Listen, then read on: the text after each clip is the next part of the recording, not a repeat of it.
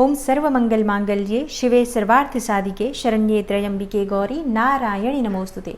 ओम दुम दुर्गाय नमः। नमस्कार दोस्तों, आपके अपने चैनल प्योरिटी ऑफ लाइफ में मैं नीलम शुक्ला आपका बहुत बहुत स्वागत करती हूँ। दोस्तों, नवरात्रि में माँ भगवती दुर्गा के 9 स्वरूपों की आराधना की जाती है और शास्त्रों के अनुसार नवरात्रि में माँ दुर्गा की पूजा आराधना करने से किसी भी प्रकार की आपकी कामना हो वो पूर्ण हो जाती है। और सनातन धर्म में 4 नवरात्रि मानी गई हैं, 2 प्रकट नवरात्रि और 2 गुप्त नवरात्रि। शारदीय नवरात्रि और चैत्र नवरात्रि को प्रकट नवरात्रि के रूप में माना जाता है और आषाढ़ मास की नवरात्रि और माघ मास की नवरात्रि को गुप्त नवरात्रि कहा जाता है।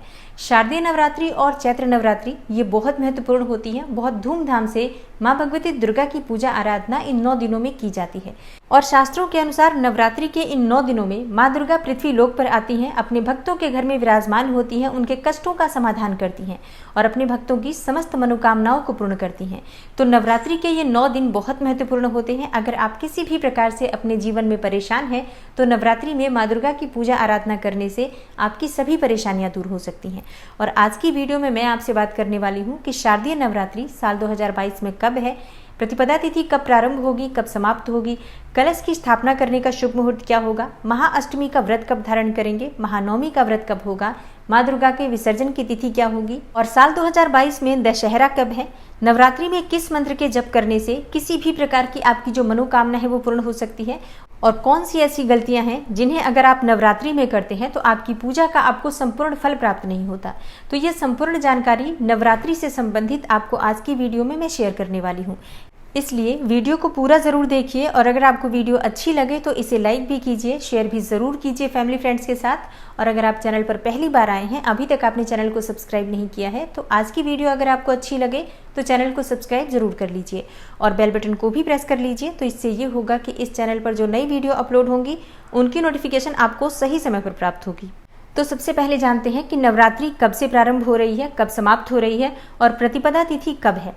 देखिए, 26 सितंबर से नवरात्रि का प्रारंभ होगा। सोमवार के दिन नवरात्रि का प्रथम दिवस होगा। जो लोग भी व्रत करना चाहते हैं 26 सितंबर से नवरात्रि के प्रथम दिवस से सोमवार से आप व्रत धारण करेंगे और इसी दिन कलश की स्थापना भी होगी। प्रतिपदा तिथि प्रारंभ हो रही है 26 सितंबर को सुबह 3:23 पर और 27 सितंबर को प्रतिपदा तिथि समाप्त होगी सुबह 3:08 पर। और नवरात्रि में कलश की स्थापना बहुत महत्वपूर्ण होती है। कलश की स्थापना के बाद ही पूजा आराधना की जाती है।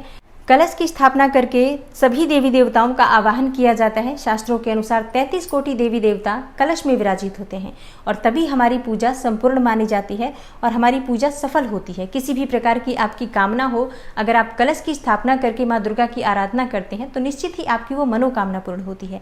और शुभ मुहूर्त का विशेष रूप से ध्यान रखा जाता है घट स्थापना में। तो कलश स्थापना का शुभ मुहूर्त होगा 26 सितंबर को सुबह 6:11 से 7:51 तक। ये 1 घंटे 40 मिनट का कुल समय है जिसमें आपको कलश की स्थापना कर लेनी चाहिए। लेकिन मान लीजिए कि आप इस समय में किसी भी कारणवश कलश की स्थापना नहीं कर पाते हैं तो ऐसे में आप अभिजीत मुहूर्त में भी कलश की स्थापना कर सकते हैं और अभिजीत मुहूर्त का समय होगा सुबह 11:54 से दोपहर 12:42 तक। और अभिजीत मुहूर्त में कुल आपको 48 मिनट प्राप्त हो रहे हैं जिस समय में आप कलश की स्थापना कर सकते हैं। तो कलश की स्थापना करने के लिए शारदीय नवरात्रि में आपको 2 समय प्राप्त हो रहे हैं। आपके लिए जो भी अनुकूल हो उसी समय में आप कलश की स्थापना कीजिए, लेकिन पूरा प्रयास करना चाहिए कि सुबह के समय कलश की स्थापना हो जाए, ये ज़्यादा श्रेष्ठ होता है। तो इस बार नवरात्रि का प्रारंभ हो रहा है 26 सितंबर से। 26 सितंबर को प्रतिपदा तिथि है। माँ भगवती दुर्गा के 9 स्वरूपों में प्रथम स्वरूप माँ शैलपुत्री का होता है जिनकी पूजा 26 सितंबर को की जाएगी। 27 सितंबर को नवरात्रि का दूसरा दिन है, द्वितीया तिथि है और 27 सितंबर को नवरात्रि के दूसरे दिन माँ ब्रह्मचारिणी की पूजा की जाएगी जो कि माँ भगवती दुर्गा का दूसरा स्वरूप है। नवरात्रि में माँ दुर्गा के तीसरे स्वरूप की आराधना 28 सितंबर को की जाएगी। माँ चंद्रघंटा की पूजा 28 सितंबर को तृतीया तिथि के दिन की जाएगी।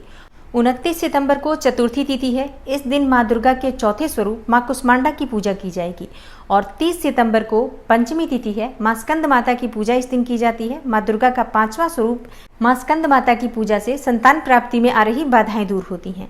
और 1 अक्टूबर को षष्ठी तिथि है। इस दिन माँ दुर्गा के छठे स्वरूप माँ कात्यायनी की पूजा आराधना की जाएगी। 2 अक्टूबर को सप्तमी तिथि है। इस दिन माँ भगवती दुर्गा के 7वें स्वरूप माँ कालरात्रि की पूजा करेंगे।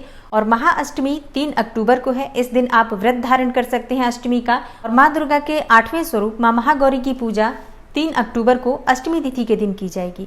महानवमी 4 अक्टूबर को है, इस दिन माँ सिद्धिदात्री की पूजा करेंगे। और 5 अक्टूबर को दशहरा है, दुर्गा विसर्जन है और विजयदशमी का पावन पर्व 5 अक्टूबर को मनाया जाएगा। तो इस प्रकार से इस बार की जो नवरात्रि है, शारदीय नवरात्रि, पूरे 10 दिनों तक मनाई जाएगी। 26 सितंबर से प्रारंभ होकर 5 अक्टूबर तक नवरात्रि रहेगी।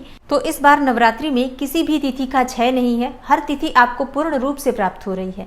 तो विधि विधान से अगर आप माँ दुर्गा की पूजा आराधना नवरात्रि में करेंगे तो निश्चित ही आपकी मनोकामना पूर्ण होगी। नवरात्रि की तिथियां पूर्ण होना एक बहुत ही शुभ संकेत माना जाता है। तो इस समय में पूरे विधि विधान से माँ दुर्गा की पूजा आराधना कीजिए, मंत्र जप कीजिए, जितना समय हो सके माँ दुर्गा की सेवा आराधना में व्यतीत कीजिए। तो निश्चित ही माँ दुर्गा की कृपा आपको प्राप्त होगी और किसी भी प्रकार की आपकी मनोकामना हो पूर्ण होगी, किसी भी प्रकार की आपकी परेशानी हो तो वो दूर होगी। और अब बात करते हैं कि नवरात्रि में किन मंत्रों का जप करना चाहिए। देखिए, नवरात्रि में माँ दुर्गा के किसी भी मंत्र का आप जप कर सकते हैं, किसी भी स्तोत्र का आप पाठ कर सकते हैं। अपनी इच्छा के अनुसार आप किसी भी स्तोत्र का पाठ कर सकते हैं, दुर्गा चालीसा का पाठ कर सकते हैं, या फिर आप दुर्गा सप्तशती का पाठ कर सकते हैं, दुर्गा कवच का पाठ कर सकते हैं, सिद्ध कुंजिका स्तोत्र का पाठ कर सकते हैं। माँ दुर्गा के किसी भी मंत्र, जैसे कि ओम दुंग दुर्गाय नमः, इस मंत्र के द्वारा आप किसी भी मनोकामना को पूर्ण करने के लिए माँ से प्रार्थना कर सकते हैं। सबसे श्रेष्ठ मंत्र माना जाता है नवारण मंत्र। इस मंत्र से भक्तों की कोई भी मनोकामना हो वो पूर्ण होती है। तो इस मंत्र का अधिक से अधिक जप करना नवरात्रि के समय में बहुत श्रेष्ठ माना जाता है।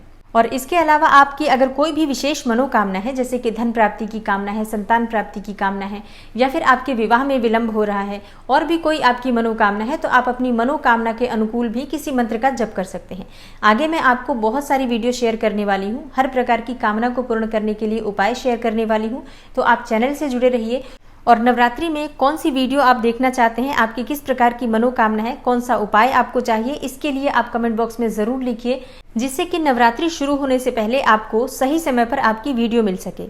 और नवरात्रि में आप माँ दुर्गा की पूजा आराधना करते हैं और चाहते हैं कि संपूर्ण फल आपको प्राप्त हो, तो इसके लिए कुछ विशेष नियम हैं जिनका पालन करना अत्यंत आवश्यक होता है। जैसे कि नवरात्रि में बिल्कुल भी आपको तामसिक चीजों का प्रयोग नहीं करना है, जैसे कि आप लहसुन, प्याज, मांस, मदिरा, इन चीजों का सेवन नहीं करेंगे। आप शुद्ध सात्विक भोजन करेंगे। दिन में सोना भी नहीं चाहिए अगर आप व्रत धारण करते हैं तो, क्योंकि दिन में सोने से नवरात्रि का व्रत खंडित माना जाता है। इसलिए अगर आप व्रत कर रहे हैं तो आपको दिन में बिल्कुल भी सोना नहीं चाहिए। और इसके साथ ही झूठ नहीं बोलना चाहिए, किसी की भी निंदा नहीं करनी चाहिए, किसी को भी अपशब्द नहीं कहना चाहिए, क्रोध तो बिल्कुल भी नहीं करना चाहिए, और किसी के भी बारे में गलत विचार अपने मन में मत लाइए, ये भी ध्यान रखिए। घर को साफ सुथरा रखिए, किसी भी प्रकार से घर में कलह क्लेश ना हो, इस बात का ध्यान रखिए।